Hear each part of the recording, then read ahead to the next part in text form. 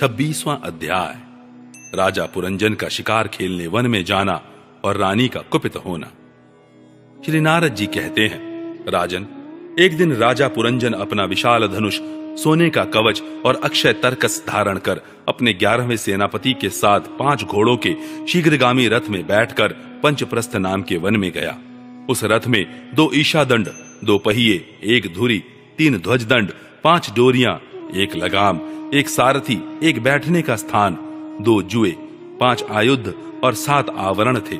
वह 5 प्रकार की चालों से चलता था तथा उसका साज-बाज सब सुनहरा था। यद्यपि राजा के लिए अपनी प्रिया को क्षण भर भी छोड़ना कठिन था, किंतु उस दिन उसे शिकार का ऐसा शौक लगा कि उसकी भी परवाह न कर वह बड़े गर्व से धनुष बाण चढ़ाकर आखेट करने लगा।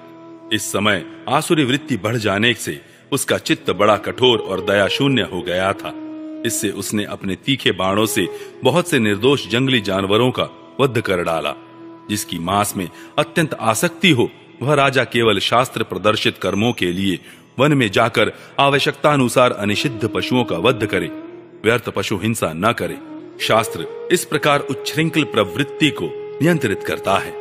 राजन, जो विद्वान इस प्रकार शास्त्र नियत कर्मों का आचरण करता है, वह उस कर्मानुष्ठा से प्राप्त हुए ज्ञान के कारणभूत कर्मों से लिप्त नहीं होता। नहीं तो मनमाना कर्म करने से मनुष्य अभिमान के वशीभूत होकर कर्मों में बंध जाता है तथा गुण प्रवाह रूप संसार चक्र में पड़कर विवेक बुद्धि के नष्ट हो जाने से अधम योनियों में जन्म लेता है। पुरंजन के तरह तरह के पंखों वाले बाणों से छिन्न भिन्न होकर अनेकों जीव बड़े कष्ट के साथ प्राण त्यागने लगे।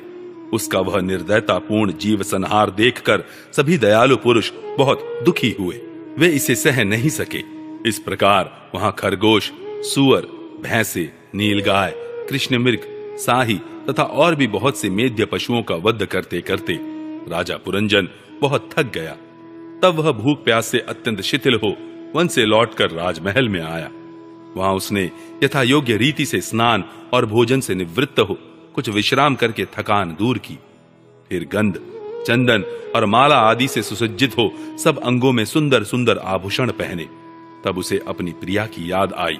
वह भोजनादि से तृप्त, हृदय में आनंदित, मद से उन्मत्त और काम से व्यथित होकर अपनी सुंदरी भार्या को ढूंढने लगा, किंतु उसे वह कहीं भी दिखाई न दी।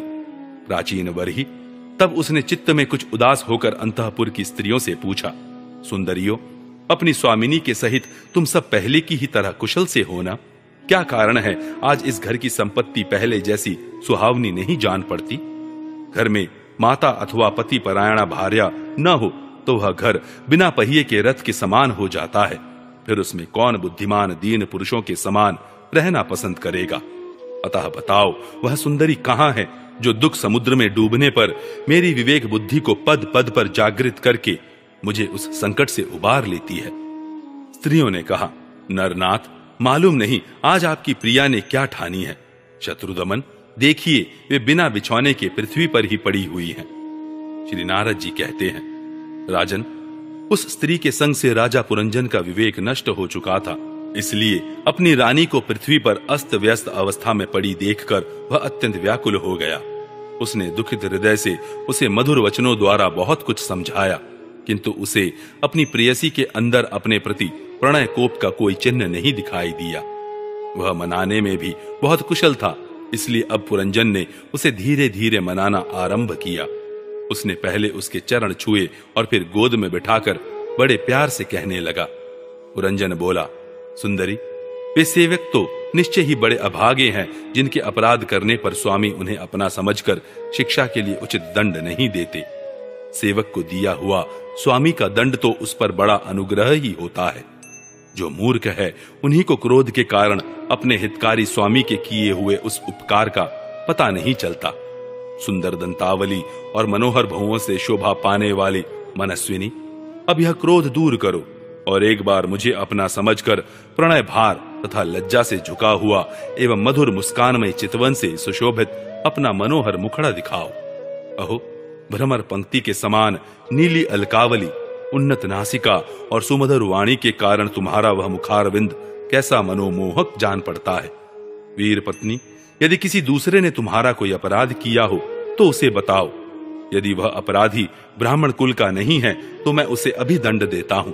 मुझे तो भगवान के भक्तों को छोड़कर त्रिलोकी में अथवा उससे बाहर ऐसा कोई नहीं दिखाई देता जो तुम्हारा अपराध करके निर्भय और आनंद पूर्वक रह सके।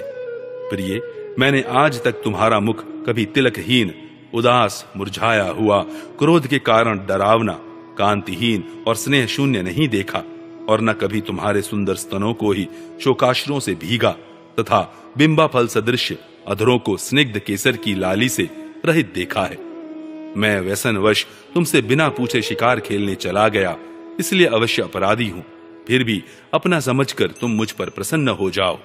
कामदेव के विषम बाणों से अधीर होकर जो सर्वदा अपने अधीन रहता है, उस अपने प्रिय पति को उचित कार्य के लिए भला कौन कामिनी स्वीकार नहीं करती।